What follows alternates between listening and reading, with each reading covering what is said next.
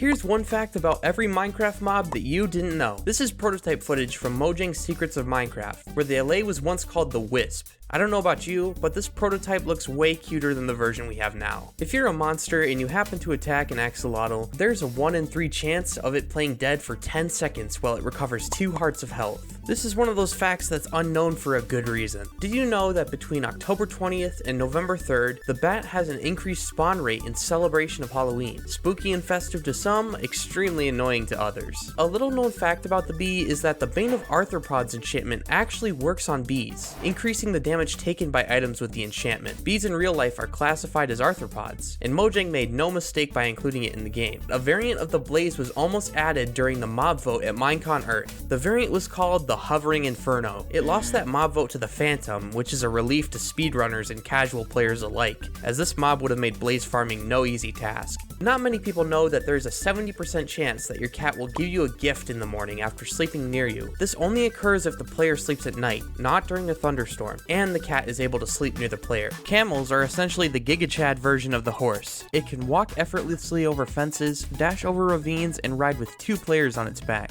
Horrifyingly, cave spiders can fit through 1/2 block gaps, making them one of the only mobs capable of doing this, and even more of a nuisance to deal with. Speaking of small mobs, chickens are very tiny. How small are they, you ask? They can fit in 4th block gaps. That's right, the chicken could essentially fit in a blender, which sounds like a delicious combination to me. The cod in Minecraft only have 2 dorsal fins when all real life cod have 3. How dare you, Mojang? The cow's model has changed more times throughout Minecraft's history than I've talked to women. The creeper is by far the single most iconic mob of Minecraft. Similar to me, the creeper was actually an accident. But what is this creature exactly? Well, Notch confirmed on Twitter that the creeper is canonically made out of leaves or something similar. Just like in real life, dolphins can drown if they don't occasionally come up for air. And similarly, they'll suffocate if they're on land for too long, making them the only mob that technically can't survive any 3 of the mediums mobs live in for extended periods of time. Unlike horses, donkeys only have 1 movement speed and jump height, making its health the only factor in whether you should tame it or not.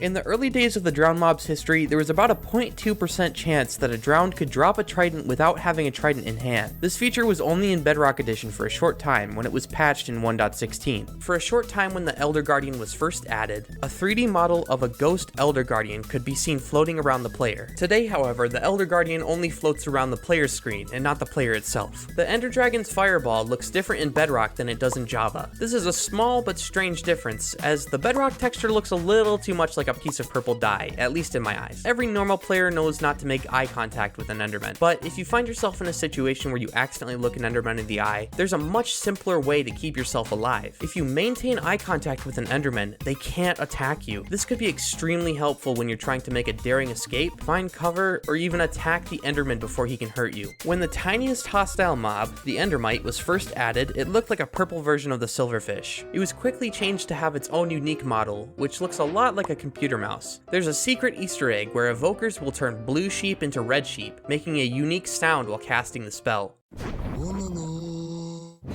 This is a subtle reference to the priest in the 1997 game series Age of Empires. There's another mob that can use the Totem of Undying to their advantage, the fox. So be careful the next time you drop your totem. A fox could snatch it up and get themselves into a bit of trouble with it. If you somehow manage to spawn them there, frogs spawn in their white variant in the Nether. Frogs also spawn in their green variant in the End. Since white frogs spawn in hot environments and green spawn in cold, this suggests that the End is a very cold dimension and the Nether is a very hot one. Who would have guessed? The ghast already makes some of the weirdest noises in the game, and it's no secret that the ghast noises come from C418's cat. But one of the lesser known noises of the ghast is called the affectionate scream, and it sounds like this. It's an unused sound in the game, which leaves us to speculate the reason for this sound being in the files. Was Mojang intending for ghasts to be able to breed? Whatever the reason for the noise, let's just be thankful it didn't make it into the game. For one snapshot in 1.14, called 18W50A, the giant was given a baby variant. For one snapshot, you could summon a giant baby, and the giant baby, of course, could ride chickens. Isn't that a horrifying sight? The glow squid is so glowy that, when invisible, they still have blue-green particles floating around them. This could make for a cool little effect in some Minecraft maps. Goats are both the smartest and dumbest mob in the game. They can detect powdered snow and will not walk over top of it, effectively saving its life from freezing to death. However, this can make for some comical goat traps that no other mob falls for. The Guardian has a spooky eye that follows the player. What makes them even more spooky is the fact that the eye still follows the player when invisible and in spectator mode. That's one mob that'll truly keep an eye on you. Despite the Hoglin being extremely hostile towards the player, they actually have a soft side. The Hoglin is deathly afraid of warped fungi, but their fear doesn't stop there. They also avoid nether portals and respawn anchors at all costs. I wonder what must have happened to them that they're so afraid to come near these things. For a short time before 1.6, horse saddles and horse armor were actually craftable in a snapshot. This would have made horse riding a lot more convenient. Similar to their zombie counterpart, husks that find themselves underwater will inevitably drown, but instead of turning into a drowned, like a zombie would, they turn into a regular zombie. The Illusioner is yet another unused mob that's still present in the game files today. It's a unique Illager mob, but also very similar to the Evoker in that it uses magic against the player. It wields a bow and, interestingly enough, can see players through walls, one of the only mobs of this kind. Most people know that you can summon an iron golem by placing 4 blocks of iron and a pumpkin on top, but did you know that you can create a golem by the push of a button? By placing a carved pumpkin in a dispenser above 4 iron blocks like so, you can summon one of these creatures by the flick of a lever, push of a button, or step of a pressure plate. Now that's what I call home defense. Since llamas are neutral mobs and prone to hitting each other with their own spit, you can create a chaotic fight club in Minecraft by gathering dozens of llamas in a pit like this, and then punching one. It's actually quite cinematic to watch. Occasionally, bastions can spawn with a magma cube spawner tucked away in their treasure rooms, which could serve as a great way to farm magma cream. That is, if you can survive the bastion. When a mushroom gets struck by lightning, it turns into a brown mushroom. This can add a little variety to that mushroom farm and also yield you some brown mushrooms, if you choose to shear it into a boring old cow. Similar to that of a real mule, mules cannot breed in Minecraft. It's just like they say, you can lead a mule to wheat, but you can't make him breed. Ocelots, similar to the newer cat mob, are quite scary, at least to creepers. But not many players know that phantoms are also scared of ocelots and cats, keeping at least 16 blocks distance from them at all times. Unfortunately, this feature is limited to Bedrock Edition, but still a useful tip for your next late night adventure. Baby pandas have a 1 in 6,000 chance of sneezing every tick, which would cause adult pandas nearby to jump. This, of course, is a reference to the viral video of a baby panda scaring his mother with a sneeze.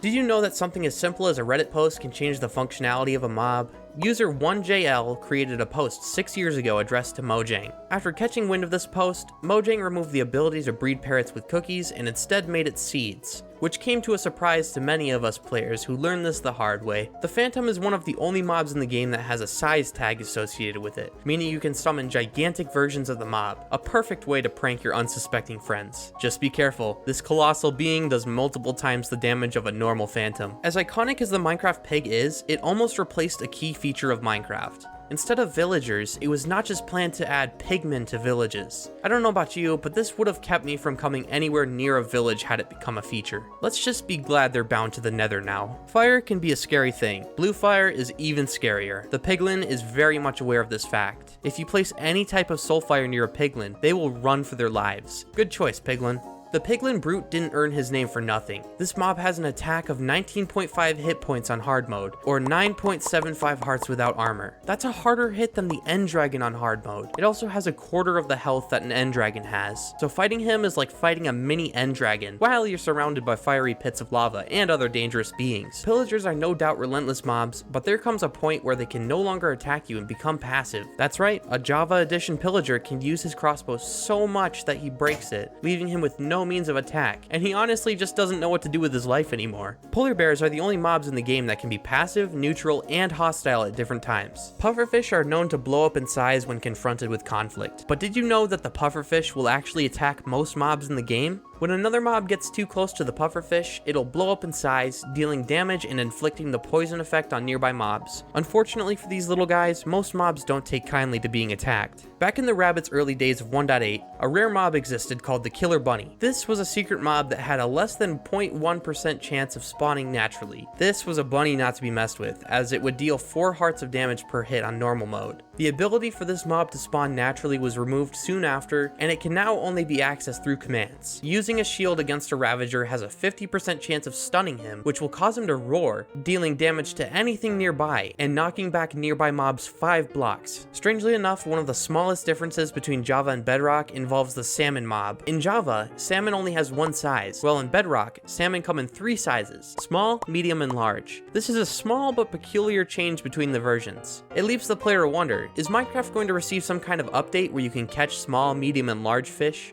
A more realistic approach to fishing? Similar to the other old mob, the cow, the sheep has undergone several small texture changes as well. It's quite the noticeable difference when you put the beginning texture with the end result. The shulker mob itself is a bit ugly without its shell. How do I know? Well, the next time you fight a shulker, try throwing a potion of invisibility at it to reveal its true self. This can make for some really funky armor stand effects. No wonder it hides in its shell all the time. Silverfish, like spiders, are classified in the game as arthropods, and thus they had the same sound as spiders in the early days before receiving their own sounds. In 1.9, the skeleton was given the slightest tweak that many players failed to notice. There's now an 11% chance for skeletons to spawn with their bow in their left hand, which is actually referencing the real-life left-handedness percentage of about 10%. On the topic of skeletons, skeleton horses could actually serve a valuable use to the player that normal horses couldn't. Skeleton horses can't drown underwater, so as long as you're careful not to drown yourself, you can ride them at almost full speed underwater. Slimes are special in that they actually attack you constantly, similar to a cactus or lava, something that's hard to witness due to knockback, but if you're pinned against a corner, you could call that a slimy situation.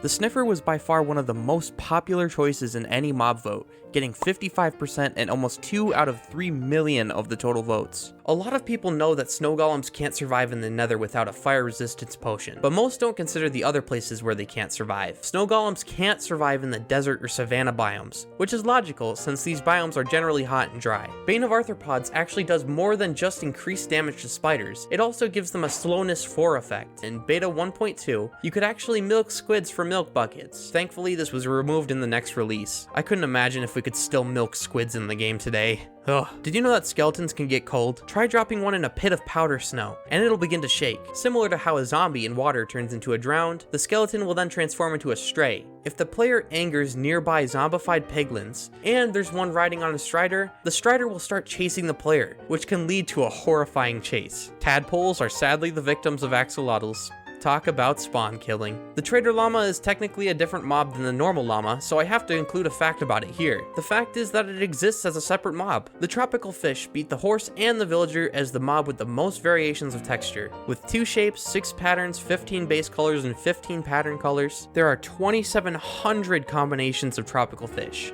That's almost 3,000 textures for one mob. Turtles can be all sorts of adorable fun in Minecraft, but did you know that if you strike a turtle with lightning, it'll drop a bull? I can't wait to make a bull farm out of this. Did you know that the Vex, similar to the Allay, can hold various items? Using the following command, you can actually make the Vex hold things other than the iron sword. Unfortunately, they can't spawn naturally like this, but a Vex holding a cookie in either hand is amusing enough as is. Most people know that you can use dispensers to put invisible armor on your villagers.